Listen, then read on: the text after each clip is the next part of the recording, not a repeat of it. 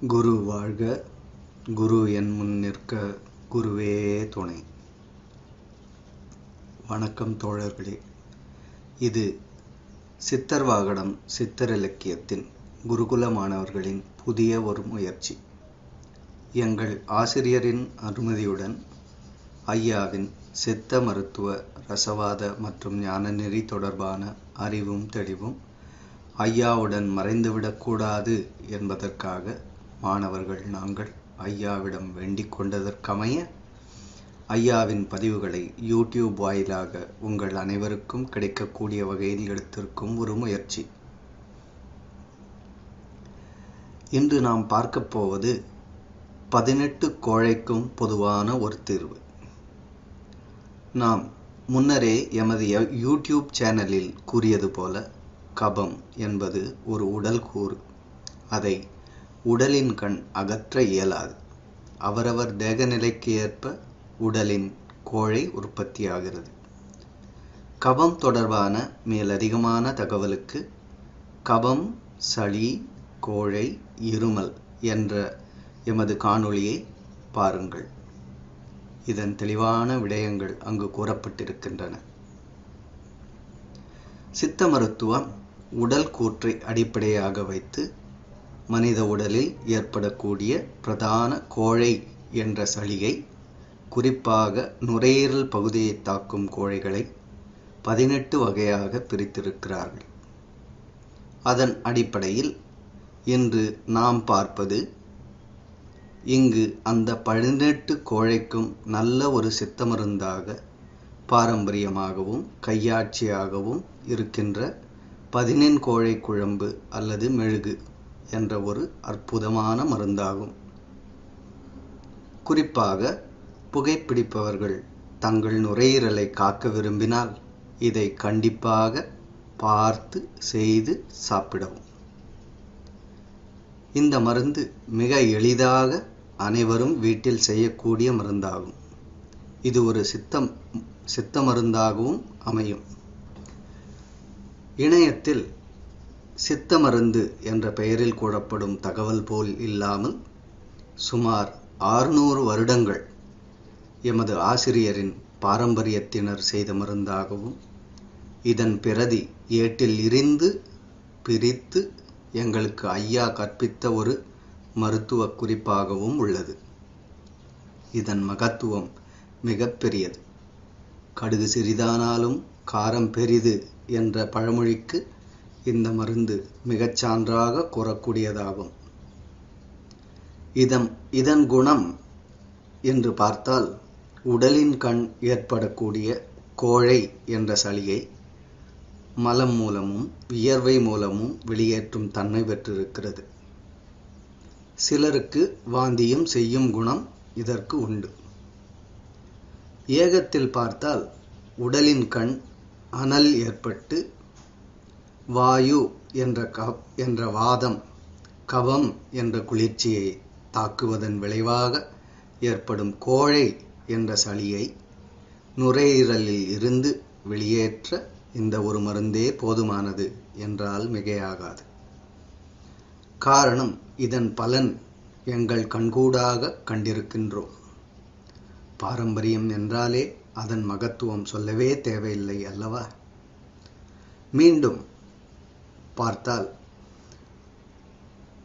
இந்த கபம் என்பது உடலின் கண் அனல் ஏற்பட்டு வாயு என்ற வாதம், கபம் என்ற குளிர்ச்சியை தாக்குவதன் விளைவாக ஏற்படும் கோழை என்ற சளியை நுரையீரலிலிருந்து வெளியேற்ற தேவையான ஒரு மருந்தாகும். சரி, இப்பொழுது இங்கு இந்த மருந்துக்கான சரக்குகள் அதாவது பொருட்களும் அதன் அளவுகளும் பார்க்கலாம்.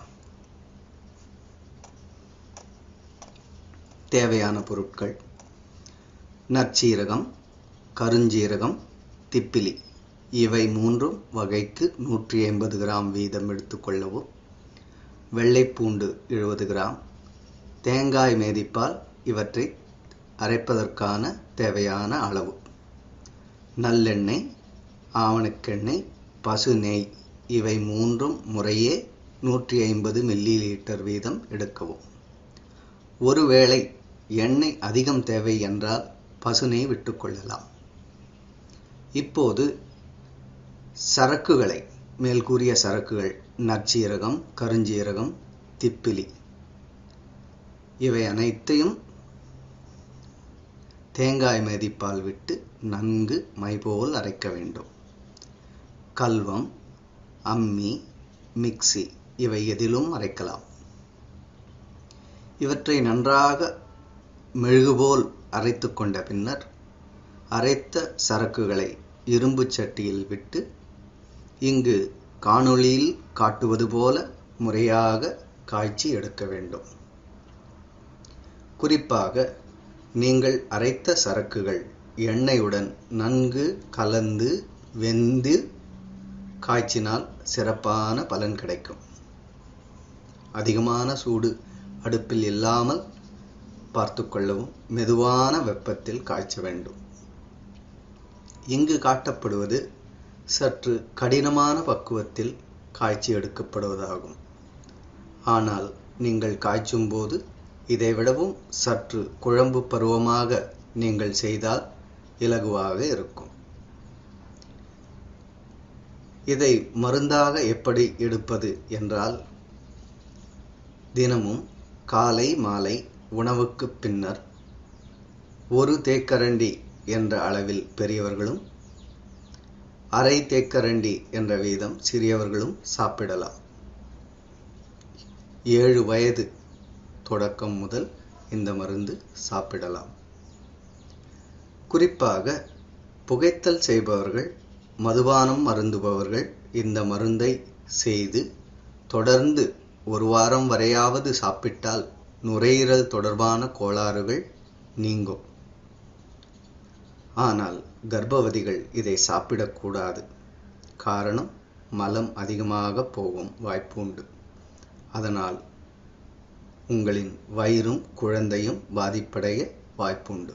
எனவே கர்ப்பவதிகள் இதை சாப்பிட வேண்டாம். இந்த காணொளி பலனுள்ளதாக உங்களுக்கு இருந்தால் மற்றவர்களும் பலன் பெற அதிகமாக பகிருங்கள். எங்கள் சேனலை சப்ஸ்கிரைப் செய்யுங்கள். பல தொடர்ச்சியான அற்புதமான மருந்துகள் பற்றி கூறப்போகிறோம். காத்திருங்கள். இந்த மருந்துகளை பற்றி முழுமையாக அறிந்து கொள்ள கபம், சளி என்ற தலைப்பில் ஏற்கனவே உள்ள ஒரு எமது காணொளியை பாருங்கள். அதனையும் பகிருங்கள். அதில் கபம், சளி, கோழை, இருமல் இவற்றை பற்றிய தெளிவான விளக்கங்கள் சான்றுகளுடன் அளிக்கப்பட்டிருக்கின்றன. எனவே அதையும் பகிருங்கள். அதை படித்த பின்னர், அதை கண்ட பின்னர் இந்த மருந்துகளை செய்து சாப்பிடுங்கள். இந்த மருந்துகள் உங்களுக்கு பலன் தர வேண்டுகிறோம். நன்றி. மீண்டும் மற்ற மருந்துகள் பற்றி கூறப்போகிறோம். காத்திருங்கள். சிவாய நம. பாரேதான் வையகத்தில் தெய்வம் உண்டு, பாங்கான மோட்சமென்ற வீடும் உண்டு. நேரேதான் பாவிகட்கு நரகம் உண்டு, நீடாழி உலகம் அது அழிவது உண்டு. சீரேதான் வாதம் அது மெய்யே ஆகும், சிறப்பான குளிகை அது மெய்யே ஆகும். வீரேதான் கற்பம் அது மெய்யே ஆகும், விருப்பமுடன் இறப்பதுவும் மெய்யதாச்சே. ரசவாதம், மருத்துவம், கற்பம் இவை அனைத்தும் மெய்யே. அதேபோல் இறப்பதுவும் மெய்யே. வாழ்வாவது மாயம், மண்ணாவது திண்ணம். வாழும் வரை உடல் ஆரோக்கியத்துடன் நோய் அணுகாமல் இருப்பதுவே சித்த மருத்துவத்தின் தனிச்சிறப்பாகும். தென்னாடுடைய சிவனே போற்றி, எந்நாட்டவர்க்கும் இறைவா போற்றி. திருச்சிற்றம்பலம். சிவாய நமோ. மீண்டும் அடுத்த பதிவில் சந்திப்போம். நன்றி.